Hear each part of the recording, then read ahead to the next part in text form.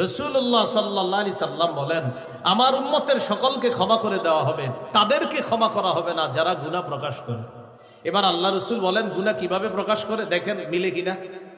নবী বলেন, আমার উম্মতের অনেকে রাতের বেলা পাপ করে, সকাল হওয়ার পর তার এই পাপটার উপরে আল্লাহ একটা পর্দা ফেলে রাখছিলেন। ওয়াকাদ সাতারাহুল্লাহ, আল্লাহ তার এই পাপের উপরে একটা পর্দা ফেলে রাখছে, রাতে পাপ করছে।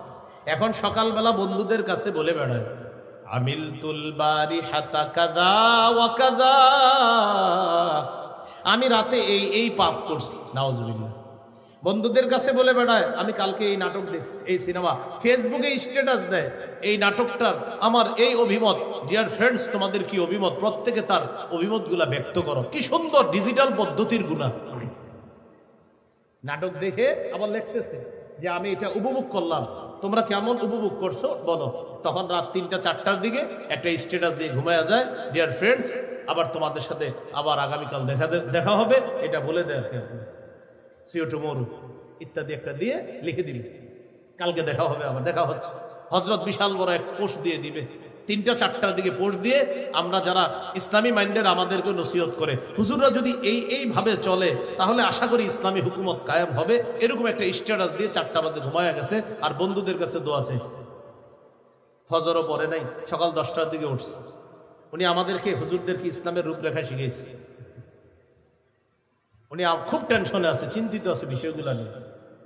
একক তো নামাজও পড়ে না, আলেম ওলামাদেরকে এসে শিখায় যে এইভাবে চলতে হবে। এটা শিখায়া ওই ফজর না পড়ছে কেন, ওই যে টেনশনে, যে হুজুর আসলে কাজগুলো ঠিক মতো হইতেছে না, এই জন্য উনি টেনশনে ফজর পড়ে না, জোহর পড়ে না, আসর পড়ে না, মানে উনি তো আমাদের কিনা টেনশনে আছে।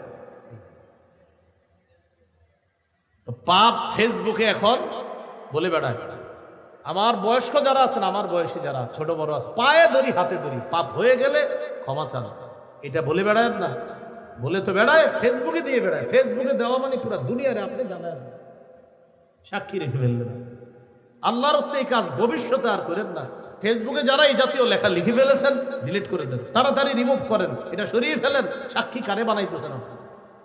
সহিহ মুসলিমের বর্ণনা, কিয়ামতের ময়দানে কোন কোন পাপীকে আল্লাহ পর্দার আড়ালে নিয়ে বলবেন, তারিফু যাম্বা কাযা ওয়া কাযা, আচ্ছা তুমি কি এই পাপ করছো? ওই বান্দা স্বীকার করবে, হ্যাঁ আল্লাহ আমি এই পাপ করছি। আল্লাহ তাআলা পর্দার আড়ালে বলবেন, বান্দা তোমার কিছু ভালো কাজ আছে, এই কাজগুলোর কারণে আমি আল্লাহ তোমার ডান হাতে আমলনামা দিয়ে দিলাম, পর্দার আড়ালেই তোমাকে মাফ করে দিলাম, পাপগুলোও গোপন করে রাখলাম, আমি প্রকাশ করব না কারো কাছে, যাও ডান হাতে আমলনামা দিয়ে। তা আমরা তো দুনিয়াতেই প্রকাশ করে দিই, সেখানে আর কি গোপন থাকবে? এখানেই তো সবাইকে বলে দিই। তাহলে ভাইয়া কি শিখলাম আমরা? ভাইজান সবাই বলি তো, 5 নাম্বার, পাপ হয়ে গেলে পাপটা সবার কাছে বলে বেড়াবো না। হ্যাঁ, একান্ত কোনো আল্লাহওয়ালা বুজুর্গের কাছে এই নিয়তে বলা যাবে যেন তিনি আমাকে কোনো সবক দেন এই পাপ থেকে বেঁচে থাকার জন্য। এ হলো 5 নাম্বার কথা। 6 নাম্বার কথা, এটা আমার সাথে একটু বলি। বলেন, আজকে থেকে যে কোনো পাপকে পাহাড়ের মতো মনে করব। আমি মনে করব আমার উপর একটা পাহাড়, এই পাহাড় আমার উপর পড়বে, আমি ধ্বংস হয়ে যাব।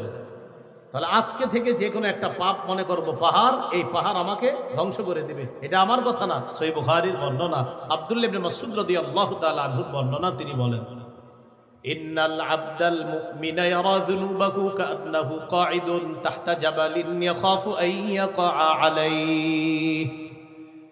মুমিন বান্দা গুনাহকে মনে করবে পাহাড়, এই পাহাড়ের নিচে সে বসা, আর এই পাহাড় তার উপরে পড়বে, সে ধ্বংস হয়ে যাবে।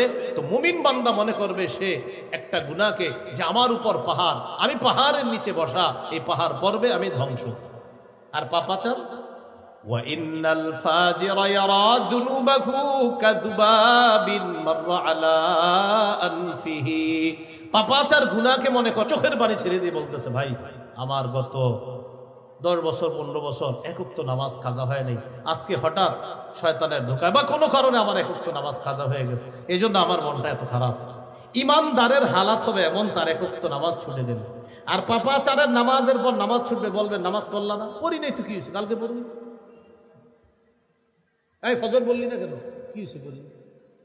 হ্যাঁ, ফজর পড়ছ না, কালকে পড়বি। কালকেও জিজ্ঞাসা করছেন কি তুই না ফজর পড়বি? পড়ি নাই, কি হয়েছে? কালকে পড়বি মানে ইমানদারের কাছে মনে হবে পাহাড়, পাপাচারের কাছে মনে হবে কি মাসি। হয়েছে, পড়ি নেই তো কি হয়েছে, বললে বললাম, না বললে নাই, এরকমটা ভাবছে। ইমানদার গুনাহকে মনে করবে পাহাড়, পাপাচার গুনাহকে মনে করবে মাসি। আপনি দুঃখজনক হলেও সত্য কথা, এমন মুসলমান পাবেন যারার কাছে নামাজের বিষয়টা এমন, মন চাইলে মাঝে মাঝে পড়ি, মন চাইলে মাঝে মাঝে পড়ি না, অর্থাৎ আমার মন চাইলে আমি পড়বো, আমার মন চাইলে আমি পড়বো না, মানে মাসি। আল্লাহ হেফাজত করে।